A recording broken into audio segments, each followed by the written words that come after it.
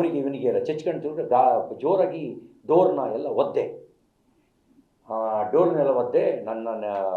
ನೀನು ಫೋನ್ ಕಿತ್ಕೊಂಡ್ರೆ ನಾನು ಯಾವ ಕಾರಣಕ್ಕೋಸ್ಕರ ಇರಲ್ಲ, ನಾನು ನಗದೋಗ್ತೀನಿ, ನನ್ನ ಕೆದ್ದು ಜೋರಾಗಿ ಒದ್ದೆ.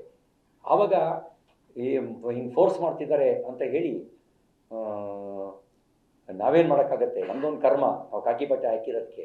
ಮೇಲ್ಗಡೆ ನೋಡಿದ್ರೆ ಹಂಗೆ ಇದು ಮಾಡ್ತಾರೆ, ಇಲ್ಲಿ ನಾವೇನು ಮಾಡೋಕ್ಕಾಗತ್ತೆ, ನಾಳೆ ನಾವು ತಲೆ ಕೊಡಬೇಕಾದ್ರೆ ನಮ್ಮ ತಲೆ ಹೋಗುತ್ತೆ ಅಂತ ಅಂದ್ಕೊಂಡು ಕೊನೆಗೆ ನಾನು ಯಾವಾಗ ಮತ್ತೆ ರಕ್ತ ಬರೋಕ್ಕೆ ಶುರುವಾಯಿತು, ಅವರು ಭಯಗೊಂಡು ನನ್ನ ಮೊಬೈಲನ್ನ ಮುಟ್ಟಲಿಲ್ಲ. ಆಮೇಲೆ ಮತ್ತೆ ಒಂದಷ್ಟು ದೂರ ಕರ್ಕೊಂಡು ಹೋದರು, ಗದ್ದೆ ಒಳಗೆ ನಿಲ್ಲಿಸ್ಕೊಂಡ್ರು.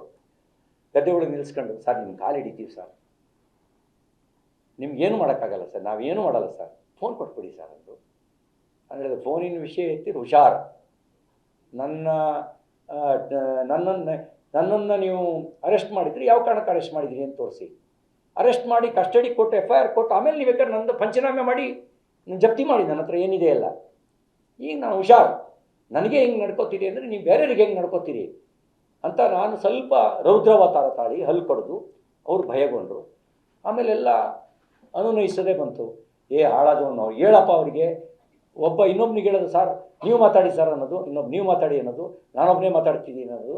ನಿಮ್ಮ ಕಾಲು ಹಿಡಿತೀವಿ ಸರ್, ಕಾಲು ಮುಟ್ಟಕ್ಕೆ ಬರೋದು, ಕೊಟ್ಬಿಡಿ ಸರ್, ಅಲ್ಲಿ ಮೇಲಿಂದ ಇದು ಮಾಡ್ತಿದ್ದಾರೆ ಸರ್ ಅಂತ ಹೇಳಿದ್ರು. ಯಾವನ ಮೇಲಿಂದ ಹೇಳ್ತಿರಲಿಲ್ಲ. ಆ ಮುದೋಳು ಹತ್ತತ್ರ ಇದ್ದಾಗ ಗ್ರಾಮಾಂತರ SP ಬಂದು ಕೂತ್ಕೊಂಡ್ರು. ಅವರು ನನಗೆ ನಾನು ಭೀಮಾಶಂಕರ್ ಗುಳೇದು ಏನೋ ಇರಬೇಕು ಹೆಸರು ಪರಿಚಯ ಮಾಡಿಕೊಂಡ್ರು.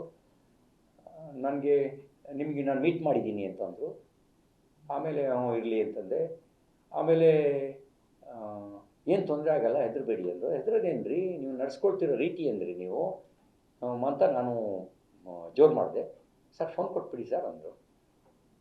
ಇನ್ನೊಬ್ಬ ಬಾಕಿ ಇದ್ದೆ ಫೋನ್ ಕೇಳೋಕ್ಕೆ. ನನ್ನನ್ನು ಯಾಕೆ ಇಲ್ಲಿ ಅರೆಸ್ಟ್ ಮಾಡಿದ್ರಿ ಹೇಳಿಲ್ಲಿ ಅಂತಂದೆ. ಆವಾಗ ಅವ್ರು ಹೇಳ್ತಿದ್ದಂಗೆ ಈ ಪಕ್ಕದಲ್ಲಿ ದೊಡುತ್ತಿದ್ನಲ್ಲ, ಅವನಿಗೆ ಮತ್ತೆ ಧೈರ್ಯ ಬಂದ್ಬಿಡ್ತು, ಮತ್ತೆ ಕಿತ್ಕೊಳಕ್ಕೆ ಬಂದ.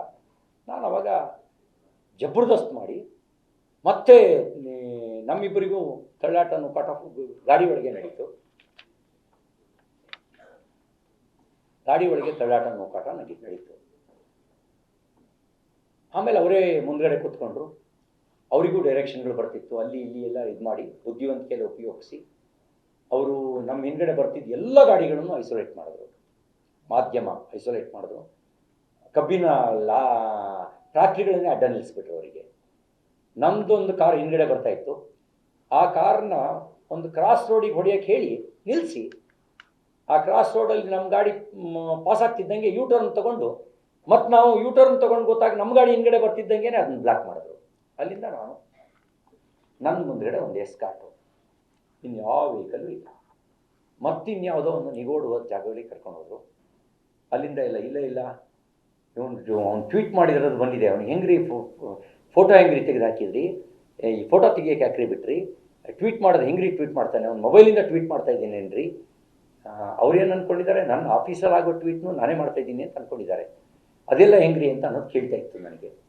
ಸರ್ ಗೊತ್ತಿಲ್ಲ ಸರ್, ಫೋರ್ಸ್ ಮಾಡ್ತಾಯಿದ್ದೀವಿ ಸರ್, ಬಿಡ್ತಿಲ್ಲ ಸರ್, ಇನ್ನೊಂದು 10 ನಿಮಿಷದಲ್ಲಿ ಫೋನ್ ತೊಗೊಂಡ್ಬಿಡ್ತೀವಿ ಸರ್, ಏನೋ ಮಾಡ್ತೀವಿ ಸರ್ ಅಂತ ಹೇಳ್ತಾಯಿದ್ರು. ಯಾವ ಡೈರೆಕ್ಷನ್ ಗೊತ್ತಿಲ್ಲ. ಇದೆಲ್ಲವೂ ನಡೀತು. ಅಲ್ಲಿಂದ ಲಾಸ್ಟಿಗೆ ಅಂಕಲ್ಗಿ ಪೊಲೀಸ್ ಠಾಣೆ ಕರ್ಕೊಂಡೋದ್ರು, ಕಿತ್ತೂರು ಠಾಣೆ ಎಲ್ಲ ಅಂಕಲ್ಗಿ ಠಾಣೆ ಕರ್ಕೊಂಡೋದ್ರು. ಅಷ್ಟೊತ್ತಿಗೆ ಬೆಳಕು ಹರಿದಿತ್ತು. ಅದನ್ನು ಮಧ್ಯದಲ್ಲಿ ಕಾಡಿಂದು ಎಲ್ಲ ಸಂಕ್ಷಿಪ್ತವಾಗಿ ಹೇಳಿದ್ದೀನಿ. ಇನ್ನೊಂದಷ್ಟು ಕಾಡಿನ ದಾರಿಗೆಲ್ಲ ಬಿಟ್ಟು ಅಂಕಲ್ಗಿ ಠಾಣೆ ಕರ್ಕೊಂಡೋದ್ರು. ನಾನು ಟಾಯ್ಲೆಟಿಗೆ ಹೋಗಬೇಕು ಅಂತ ಹೇಳಿದ ಕಾರಣಕ್ಕೆ ಅಲ್ಲಿ ಟಾಯ್ಲೆಟಿಗೆ ಹೋದೆ. ಹೊಟ್ಟೆ ನೋವು ಬರ್ತಾಯಿತ್ತು, ರಾತ್ರಿ ಊಟ ಇರಲಿಲ್ಲ, ಬಿಸಿನೀರು ತರಿಸ್ಕೊಂಡು ಕುಡಿದೆ. ಆಗ ಏನಾರು ತಿನ್ನಿ ಸರ್ ಅಂತ ಹೇಳಿದರು. ನಾನು ತಿನ್ನಲ್ಲ ಅಂದೆ.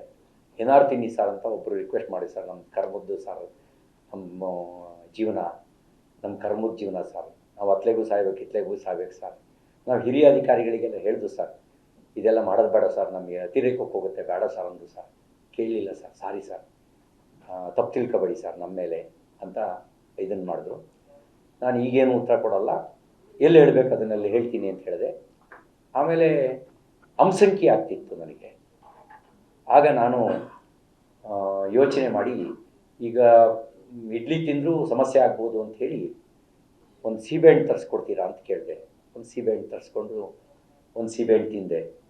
ಸೀಬೆಹಣ್ಣು ತಿಂದು ಅಲ್ಲಿಂದ ಮತ್ತೆ ಕರ್ಕೊಂಡು ಅಲ್ಲಿಂದ ನೇರವಾಗಿ ಹಾಸ್ಪಿಟ್ಲಿಗೆ ಕರ್ಕೊಂಡ್ಬಂದು ಒಂದು PSCಗೆ. ಡಾಕ್ಟ್ರಿಗೆ ಎಲ್ಲೆಲ್ಲಿ ಪೆಟ್ಟು ಬಿದ್ದಿದೆ ಅನ್ನೋದನ್ನು ನಾನು ಎಕ್ಸ್ಪ್ಲೈನ್ ಮಾಡಿದೆ. ಅಲ್ಲಿ BP ಚೆಕ್ ಮಾಡಿದ್ರು. BP ಸ್ವಲ್ಪ ಜಾಸ್ತಿ ಇತ್ತು. ನನಗೆ ಯಾವತ್ತೂ BP ಇರಲ್ಲ, ನಾರ್ಮಲ್ BP, ಅವತ್ತು ಜಾಸ್ತಿ ಇತ್ತು. ಆಮೇಲೆ ಪೆಟ್ಟು ಬಿದ್ದಿರೋದು ಏನೇನೆಲ್ಲ ಕೇಳಿ ಅವ್ರಿಗೆ ಹೇಳಿದರು. ತಕ್ಷಣ ನೀವೊಂದು ಸ್ಕ್ಯಾನಿಂಗ್ ಮಾಡಿಸ್ಬೇಕು ಅಂತ ಹೇಳಿದ್ರು. ಚೆಸ್ಟ್ ಪೇಯ್ನು ಅಂತಿದ್ದಾರೆ, ಲಿವರ್ ಒಳಗಡೆ ಮೂಗೇಟು, ಹೊರಗಡೆ ಮೂಗೇಟು ಬಿದ್ದಿದೆ, ಒಳಗೇನಾಗಿದೆ ಗೊತ್ತಿಲ್ಲ, ಒಂದು ಎಕ್ಸ್ರೇ ಮತ್ತು ಸ್ಕ್ಯಾನಿಂಗ್ ಮಾಡಿಸಿ ಅಂತೇಳಿ ಅವ್ರು ಬರೆದು ಕೊಟ್ಟರು.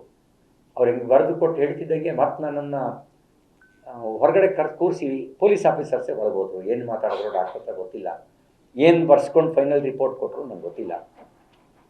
ಆಮೇಲೆ ಕೋರ್ಟಿಗೆ ಕರ್ಕೊಂಡು ಬಂದರು. ಇಲ್ಲಿರೋದು ಈ ರೀತಿ ನಿಗೂಢವಾಗಿ ಯಾಕೆ ನಡ್ಕೊಂಡ್ರು? ನನಗೆ ಅನುಮಾನ ಇರೋದು ಏನೋ ಸಂಚು ನಡೆಸಿದ್ರು ಅಂತ ನನಗೆ ಅನುಮಾನ. ಕಬ್ಬಿನ ಗದ್ದೆ, ಕ್ರಷರು ಎಲ್ಲ ಕರ್ಕೊಂಡು ಹೋದಾಗ ಯಾರನ್ನೋ ಕರೆಸಿ ಹಲ್ಲೆ ಮಾಡಿಸುವ ಅಥವಾ ಗುಂಪು ಹೊಡೆದು ಸಾಯಿಸಿದೆ ಅಂತ ಸಾಯಿಸುವ ಉದ್ದೇಶ ಇತ್ತೇನೋ ಅಂತ ನನಗೆ ಅನುಮಾನ.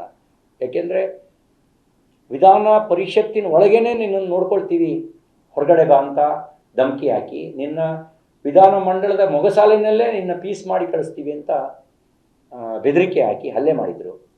ಇದೆಲ್ಲ ನಡೆದಿದ್ದನ್ನು ನೋಡಿದಾಗ ನನಗೆ ಈ ಥರ ಯೋಚನೆಗಳು ಬರೋಕ್ಕೆ ಶುರುವಾಯಿತು. ಇದೆಲ್ಲ ಮಾಡೋಕ್ಕೇ ನಾನು ಹಿಂಗೆ ಕರ್ಕೊಂಡು ಬಂದಿರ್ಬೋದಾ? ಮಾಧ್ಯಮದಲ್ಲಿ ಬರದೇ ಇದ್ದರೆ ನನ್ನ ಗತಿ ಏನಾಗ್ತಿತ್ತು? ಕೇಶವ ಪ್ರಸಾದ್ ಬರದೇ ಇದ್ದರೆ ನನ್ನ ಗತಿ ಏನಾಗ್ತಿತ್ತು? ಅಲ್ಲಲ್ಲಿ ಸ್ಥಳೀಯ ಅಂಬೇಡ್ಕರ್ ವಿಚಾರದಿಂದ ಶುರುವಾದಂತಹ ಗಲಾಟೆ ಅರೆಸ್ಟ್ ಆಗುವ ಹಂತಕ್ಕೆ ಹೋಗಿ ಅದಾದ ಮೇಲಾದಂತಹ ಬೆಳವಣಿಗೆಗಳ ಬಗ್ಗೆ CT ರವಿ ಅವರು ಎಳೆಯಾಗಿ ವಿವರಿಸುವಂತಹ ಕೆಲಸ ಮಾಡ್ತಾ ಇದ್ದಾರೆ. 2-3 ಜನ ಪೊಲೀಸ್ ಆಫೀಸರ್ಸ್ ಹೆಸರು ಹೇಳಿ ಗಂಭೀರವಾಗಿ ಆರೋಪವನ್ನು ಮಾಡ್ತಾ ಇದ್ದಾರೆ. ಜೊತೆಗೆ ಪೊಲೀಸರು ನಡೆದುಕೊಂಡಂತಹ ರೀತಿ, ಅವರ ನಿಗೂಢ ವರ್ತನೆಯ ಬಗ್ಗೆಯೂ ಕೂಡ ಅನುಮಾನವನ್ನು ವ್ಯಕ್ತಪಡಿಸ್ತಿದ್ದಾರೆ.